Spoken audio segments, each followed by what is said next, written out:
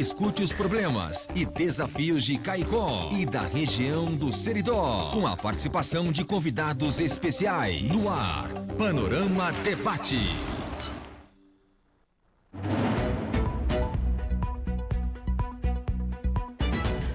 Olha, 7h40, o estudo da matemática é essencial para o desenvolvimento da sociedade brasileira. Eventos como a pandemia mostram isso. Matemáticos e engenheiros de computação foram requisitados para tratar dados e modelar o fenômeno. Por outro lado, é uma palavra capaz de dar calafrios até em pessoas adultas, formadas e bem-sucedidas. As médias baixas em avaliações nacionais de estudantes mostram isto.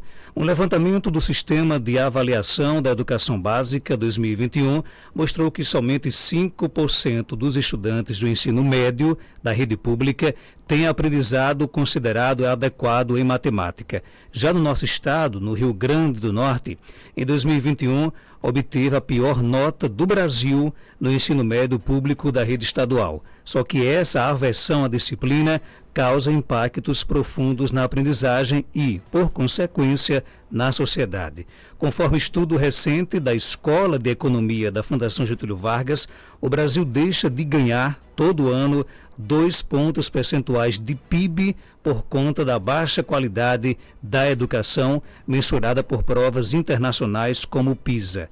Para debater um pouco aí dos desafios do estudo da matemática, do aprendizado da matemática, a gente tem a alegria de receber aqui nos estúdios os professores Alessandro Jacques Ribeiro, ele é doutor em Educação Matemática pela Pontifícia Universidade Católica de São Paulo, mestre em Educação Matemática e licenciado em Matemática pela Pontifícia Universidade Católica de São Paulo, realizou 2 estágios de pós-doutoramento nos Estados Unidos e no Instituto de Educação da Universidade de Lisboa. Atualmente ele é professor associado no Centro de Matemática, Computação e Cognição da Universidade Federal do ABC e docente e colaborador no programa de pós-graduação em Ensino e História das Ciências e da Matemática da UFABC.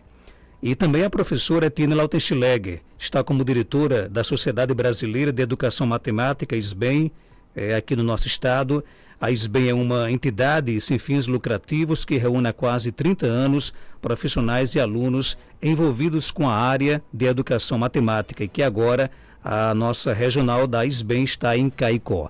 Etienne, seja bem-vinda aqui ao nosso Panorama 95. Bom dia. Bom dia a todos e todas os ouvintes. Muito obrigada pela oportunidade, de vir aqui não só falar sobre matemática, mas em educação em geral. Professor Alessandro, bom dia, seja bem-vindo aqui ao nosso programa. Bom dia, Marcos, bom dia a todos, a todas. Fico muito feliz de poder estar aqui no Rio Grande do Norte, aqui em Caicó, e ter essa oportunidade de conversar um pouco sobre a matemática, o seu ensino e aprendizagem.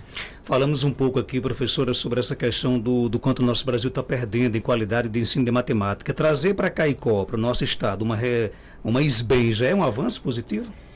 Na verdade, essa regional ela já existe há muito tempo, só que aqui no estado ela ficou inativa durante 3 últimos anos.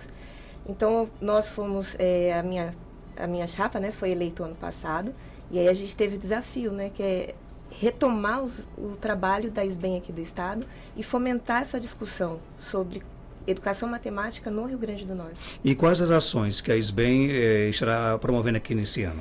Então, esse ano, agora, quinta e sexta, a gente está promovendo o 8º Fórum Potiguar, que vai discutir justamente a formação do professor que ensina matemática, e estamos juntando pessoas, pesquisadores de todos os municípios, da UERN, do IFRN, da UFRN, universidades públicas e privadas, a UFERSA também, e a ideia é justamente discutir quais são as ações. Então, diferentemente dos anos anteriores, nós observamos que todas as ações ficavam concentradas na capital.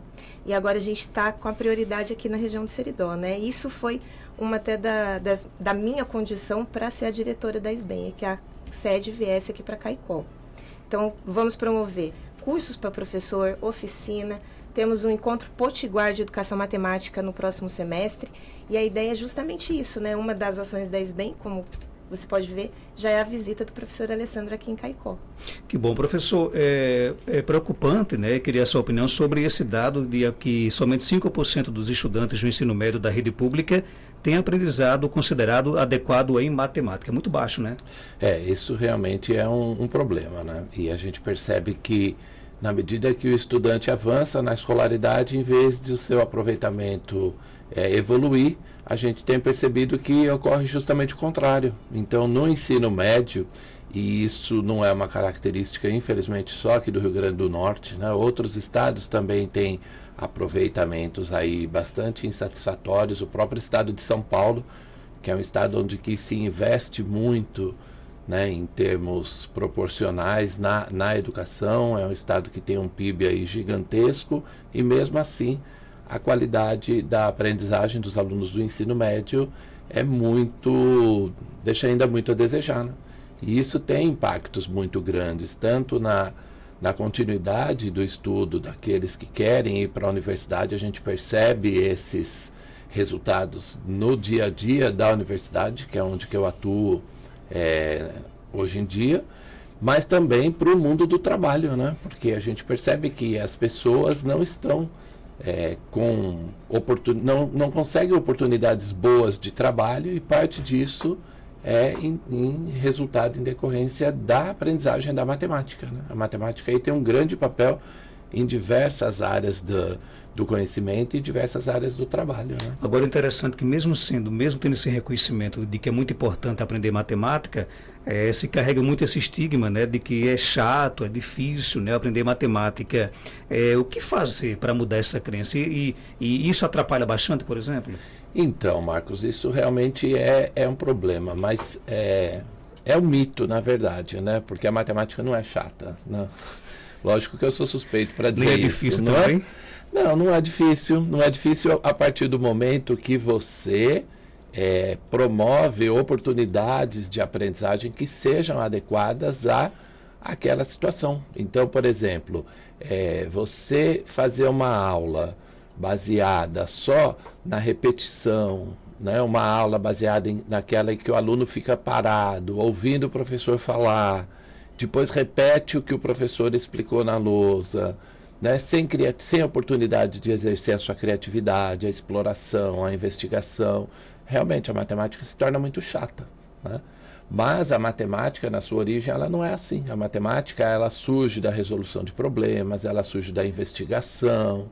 Então, eu acho que o que nós precisamos cada vez mais nas escolas e nas salas de aula é trazer esses elementos para o ensino de aprendizagem, para o ensino e para a aprendizagem da matemática. Então, ela não é chata. Ela é uma disciplina que exige investimento de tempo, que exige atenção, que exige dedicação, mas ela é uma disciplina viva, ela é uma disciplina onde você pode criar, onde você vai investigar, né? Então, o que eu sempre digo é que eu acho que falta dinâmica, né? Dinamicidade nas aulas de matemática. Então, no caso, por parte do professor? Então, o professor é parte do processo, né? Infelizmente, a gente observa que é muito comum, quando não se tem bons resultados na aprendizagem dos alunos, e isso não é exclusivo da matemática, a culpa aí para o professor, né? Mas não é só do professor, né? O professor certamente tem uma parcela importante de responsabilidade para isso, mas não é só do professor, né? Nós temos aí, o professor está envolvido num sistema, o professor está envolvido numa escola, né? Essa escola tem um diretor, essa escola tem um coordenador, essa escola tem pais. Então, todos esses componentes, eles precisam ali estar envolvidos para dar suporte, né? Para apoiar o professor para que ele possa desenvolver o seu trabalho. Mas o professor também precisa de melhores condições. Você defende uma mudança no ensino da matemática, né? Por quê e que mudança seria essa?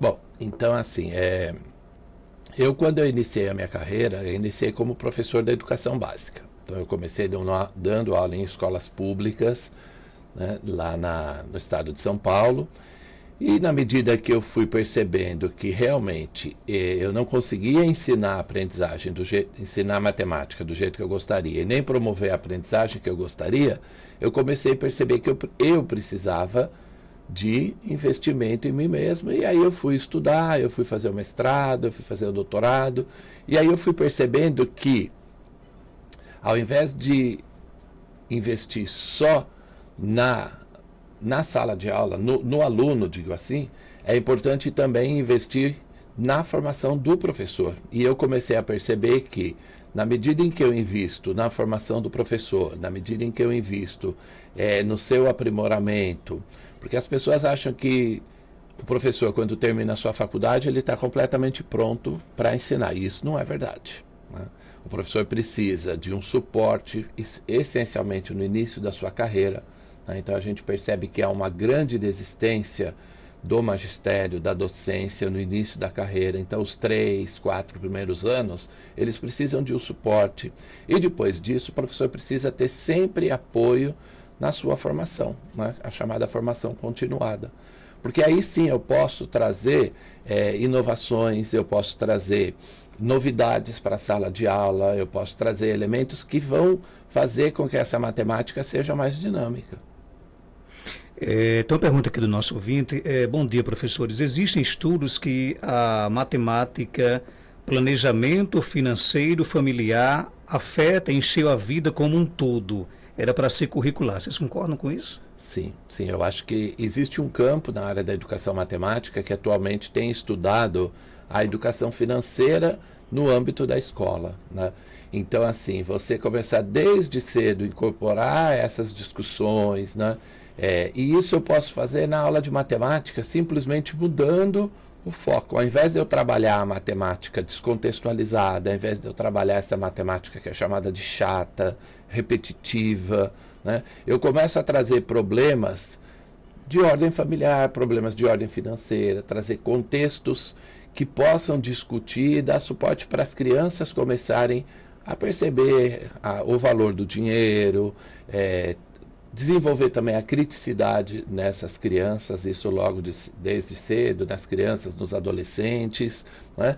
Então trazer situações de compra no mercado, situações de investimentos e situações relacionadas ao mundo financeiro. Eu acho que isso é uma forma de você tanto deixar a matemática mais dinâmica, como você poder também trazer questões de ordem social para serem discutidas por meio da matemática, né? Mostrar esse poder que a matemática tem para resolver problemas. Então isso quer dizer que eu posso aprender matemática trazendo para dentro da sala de aula realidades do meu dia a dia? Isso, não só posso como devo. Mas isso acontece na prática, por exemplo? Olha, em algumas situações sim, a gente também não pode generalizar que está tudo ruim, tá? Nós temos boas experiências, nós temos municípios aí, inclusive municípios aqui do Nordeste que têm um ótimo desempenho na matemática, né? Então, assim, existe alguma preocupação dos governos em produzir materiais curriculares que tragam esse tipo de situação para a sala de aula. Então, a sala de aula ela tem que ser viva, ela tem que trazer situações do cotidiano, ela tem que trazer situações da vida real, mas também eu não posso, por outro lado, pensar que eu vou estudar matemática só com isso, né? A matemática exige um momento de descontextualização, existe um momento de sistematização dos conhecimentos, né? Os conhecimentos matemáticos, eles são, de certa forma, universais, né?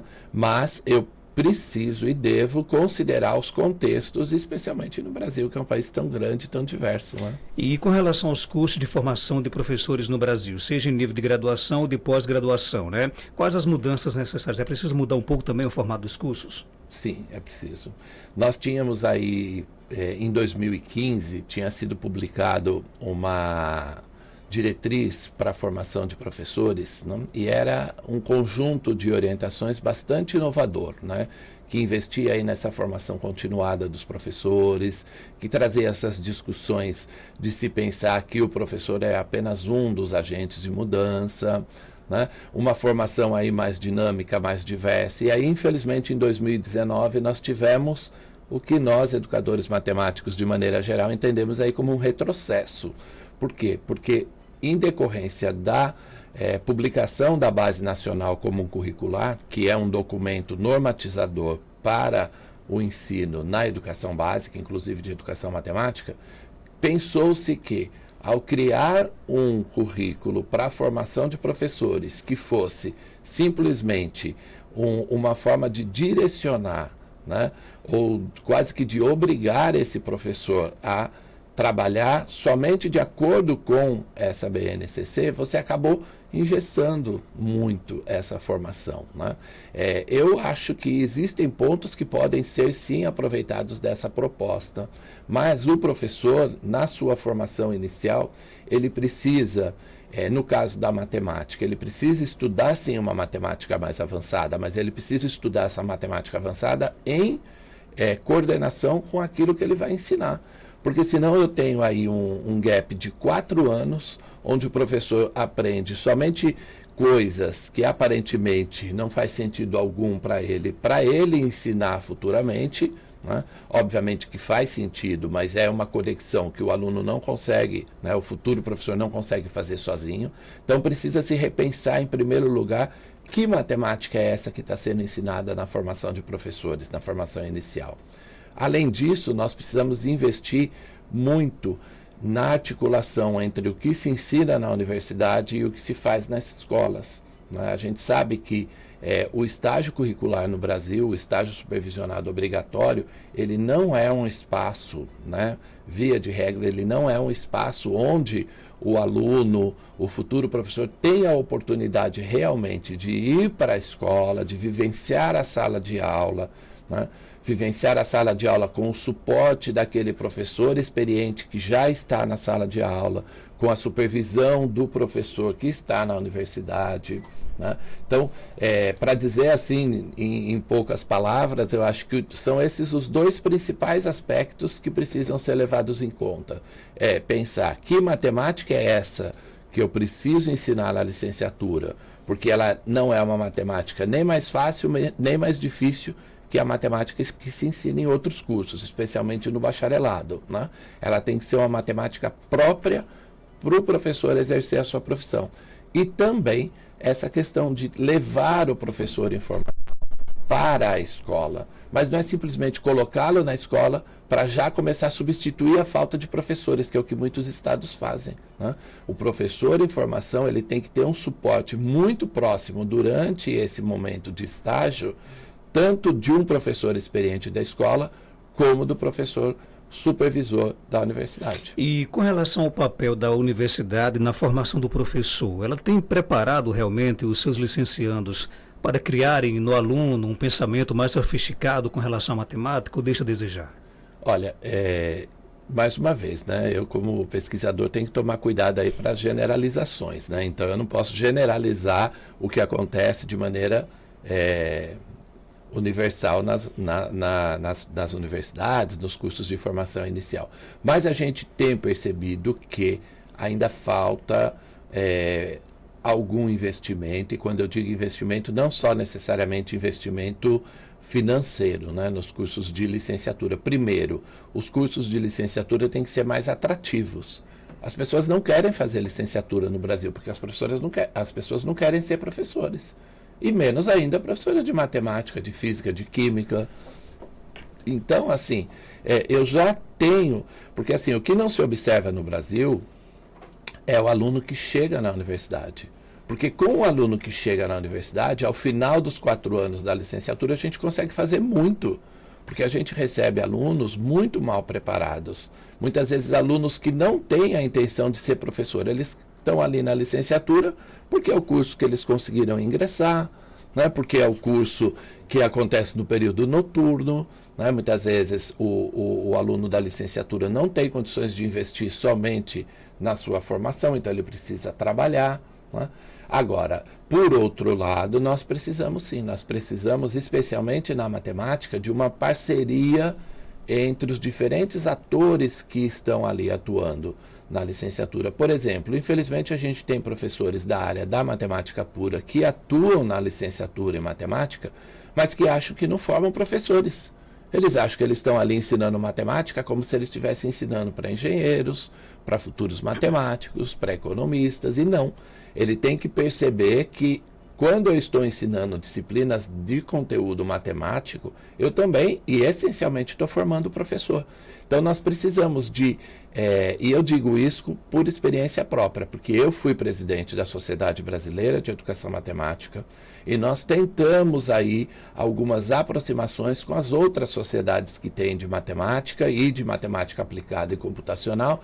Por quê? Porque esse é um esforço que precisa ocorrer de maneira articulada, de maneira homogênea, porque assim, é importante que tenha matemáticos atuando na formação do professor, matemáticos aplicados, assim como educadores, psicólogos, sociólogos, filósofos, só que todos precisam aí trabalhar em harmonia, né? Trabalhar aí com um único propósito, formar o professor para ensinar matemática e ensinar bem essa matemática. Tem mais perguntas no nosso WhatsApp. Bom dia.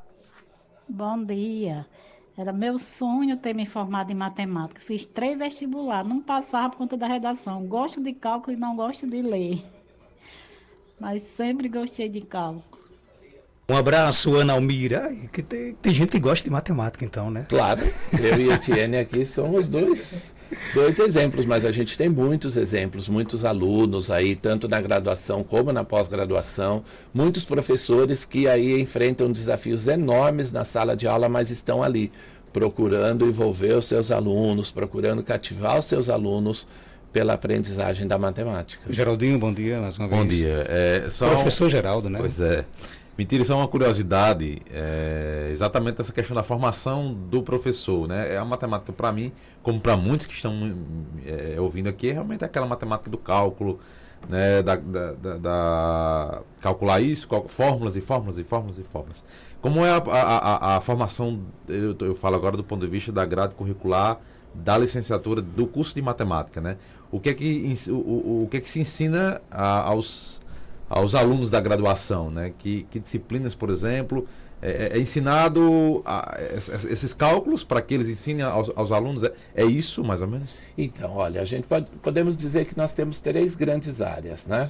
Uma área que é voltada mais para a parte dos conteúdos matemáticos. Então, por exemplo, eles têm várias disciplinas de cálculo diferencial integral, de cálculo numérico, disciplinas de álgebra, disciplinas de geometria, e outras disciplinas mais avançadas, mas são essas 3 grandes áreas, né? Análise, que envolve o estudo dos números e muito mais do que isso, a álgebra e a geometria, né?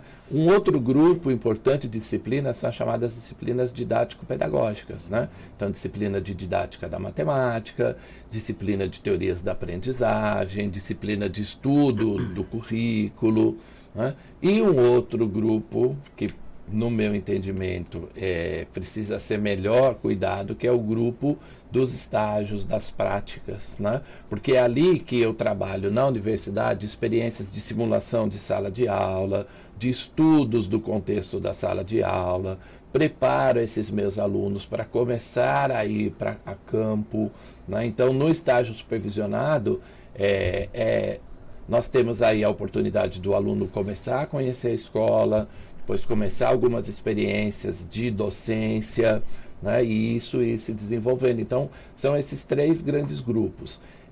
Eu acho que esses grupos não são equilibrados, né, e nem tampouco são articulados, que é o principal problema, né. Muitas vezes o professor que atua no estágio ou na prática de ensino, pouco contato tem com o professor que atua na matemática, disciplinas de conteúdo mais matemático. E aí, em algumas não, na maioria das universidades, inclusive, eles ficam em espaços físicos diferentes. Eu vou fazer, as disciplinas de matemática estão lá no Instituto de Matemática ou Faculdade de Matemática, né?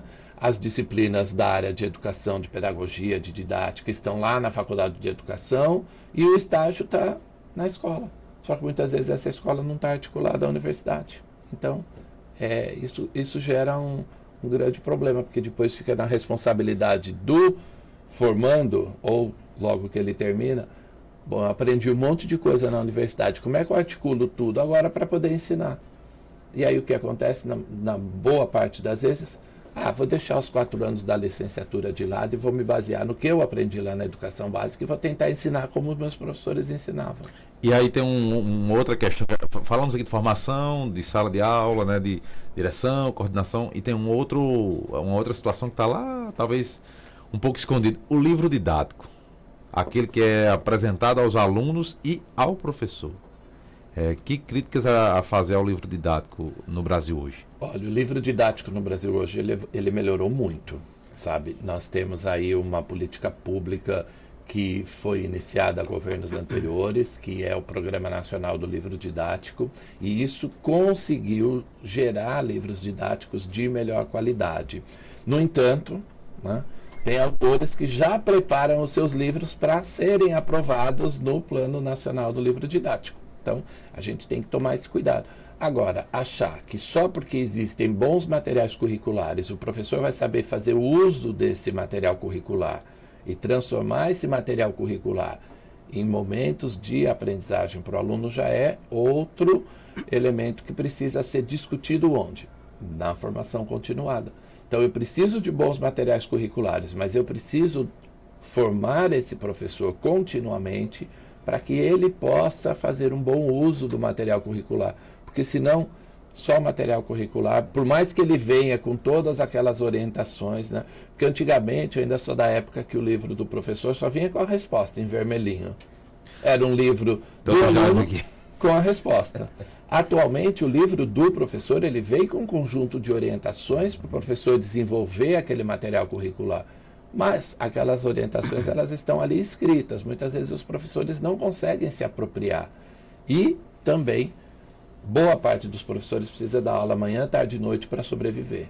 Então, a gente esperar que eles também tenham tempo suficiente para preparar, para pensar as suas aulas, né? Em outros países, eu tive a oportunidade recentemente de morar 1 ano em Portugal e trabalhar 1 ano no Instituto de Educação da Universidade de Lisboa, e eu acompanhei durante 1 ano futuros professores, né, passando o tempo todo na sala de aula, e lá eu fui ver que os professores trabalham em um período, o outro período eles investem na sua própria formação, eles têm tempo na escola para estudar, para planejar a aula, para fazer reuniões de grupo. Então, e aqui no Brasil a gente, infelizmente a gente vê, né? Existem algumas experiências já, por exemplo, no estado de São Paulo começou-se um programa chamado Escola em Tempo Integral. Então, essas escolas, elas dedicam parte do tempo de trabalho do professor para que ele possa investir na sua formação. Por exemplo, como usar bem um livro didático de qualidade, né? Então, esse é um dos aspectos. Eu acho que nós precisamos melhorar a formação do professor, mas, por outro lado, nós precisamos dar tempo para que esse professor se atualize constantemente, e isso dentro do seu horário de trabalho. E, essencialmente, nós precisamos também trabalhar em conjunto, enquanto sociedade, também na melhora do salário dos professores. Não é só o salário, mas também é importante. O nosso papo está maravilhoso, mas nosso tempo estourou. Mas eu queria encerrar aqui falando sobre tecnologia, o uso da tecnologia na matemática. E, por coincidência, quando eu divulguei ontem nas nossas redes sociais de que vocês estariam aqui, uma ouvinte, ela deixou um comentário. Estou aprendendo matemática agora, depois dos 37 anos, no TikTok, né? Quem soubesse aproveitar as ferramentas que tem, iria longe. TikTok não é só dancinha, tem muito material de boa qualidade de qualquer disciplina que você procurar. Siga o perfis de professores, desde o português até os direitos da Constituição. Se não estou no meu material específico no computador, estou vendo vídeos curtos na rede social e assimilando o conteúdo. A matemática que as redes sociais nos oferecem, ela é confiável? E só complementando aqui a pergunta. Pois não, Jorge. Só complementando a pergunta aqui, acho que vocês já viram, inclusive, né, vários exemplos lá de pessoas assim no TikTok, Facebook. Essa fórmula aqui se faz assim. Com estratégias diferentes, não sei. Isso é correto ou não? Com base na pergunta do Marcos. Mais uma vez vocês me colocam em situação difícil, porque eu não posso avaliar todo o conteúdo de uma rede ou de várias redes sociais, né? Eu acho assim... Mas o que você já viu, por exemplo? Exatamente. Algumas coisas que eu vi são de qualidade, como algumas notícias são boas e outras são fakes. A mesma coisa acontece com a matemática, né? Assim, o que nós precisamos, queiramos ou não, especialmente depois da pandemia, algumas tecnologias vieram para ficar. E nós temos que nos aproveitar dessas tecnologias, não só porque elas nos foram impostas pela condição da pandemia, mas porque elas nos oferecem boas ferramentas. Então, por exemplo, eu tenho utilizado vídeos como suporte às minhas aulas, né? Então, as plataformas, elas são bons espaços para você promover a interação.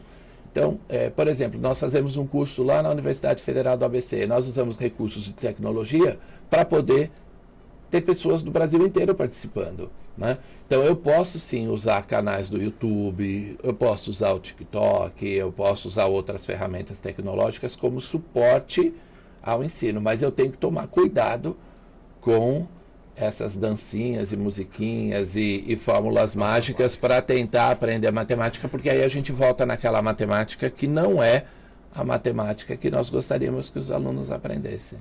Professor Alessandro Jacques Ribeiro, obrigado por sua participação. Algo mais a acrescentar, pode ficar à vontade. Olha, eu só tenho que agradecer essa oportunidade de falar um pouco sobre algo que eu gosto demais, acho que vocês perceberam, né? E você veja que não cansou falar de matemática, né? Não, não cansa, para mim não cansa. Especialmente falar sobre matemática e falar sobre o professor, que a minha paixão é trabalhar com o professor, é tentar dar esse suporte para esses professores, porque quando a gente faz isso com seriedade, com dedicação, com qualidade, o professor percebe isso. E eu, ao invés de trabalhar com os alunos e, por exemplo, atingir 60 alunos ou 120 alunos, se eu trabalhar com 60 professores, eu vou atingir muito mais alunos, né? E atualmente eu tenho trabalhado com os formadores de professores, porque aí você atinge muito mais alunos que vão atingir muito mais professores. Então é muito bom estar aqui, eu agradeço, né? Agradeço a professora Etienne de ter me dado essa oportunidade de ficar aqui uma semana aqui no Rio Grande do Norte, e estaremos amanhã e sexta em Natal. Legal, professora Etienne, a mulher agora é diretora da Sociedade Brasileira de Educação Matemática, né? Obrigado aí por proporcionar aqui para o nosso programa entrevistas maravilhosas como essa de hoje, né? E para fechar, qualquer pessoa pode aprender bem a matemática? Acredito que sim, né? Inclusive, o ano passado, o nosso evento foi justamente esse tema, né? Todos podem aprender matemática. Se quer aprender matemática, consegue, né? Vou falar que também tem que ter persistência, força de vontade, motivação, mas consegue sim. E o curso aqui de matemática do SERES, como é que ele está? Ele está colocando bons profissionais no mercado? Eu creio que sim, né? A gente está trabalhando para isso, né? E por isso mesmo, inclusive eu estou atuando agora no primeiro período, né, da licenciatura em matemática. O professor Alessandro também teve a oportunidade de ir lá e a gente já vem conversando muito, né? Desde que o aluno coloca o pé lá no curso, a gente vem falando não só com a licenciatura em matemática, mas com a pedagogia também, né? Porque a gente entende que são professores que ensinam matemática. Então, a preocupação com a formação de professores é o que nós temos aqui. Ok, algo mais a acrescentar? Pode ficar à vontade. Eu só quero agradecer, né, pela oportunidade, falar que as nossas ações nas redes sociais, quem quiser saber mais, é só procurar por Isbem Potiguar. Ok, são 8h14, confirmando 8h14, conversamos aqui no nosso programa com os professores Alessandro Ribeiro e a Etienne Lautileger, falando um pouco sobre os desafios de aprender a matemática, né? Gente, na próxima sexta-feira começa aqui em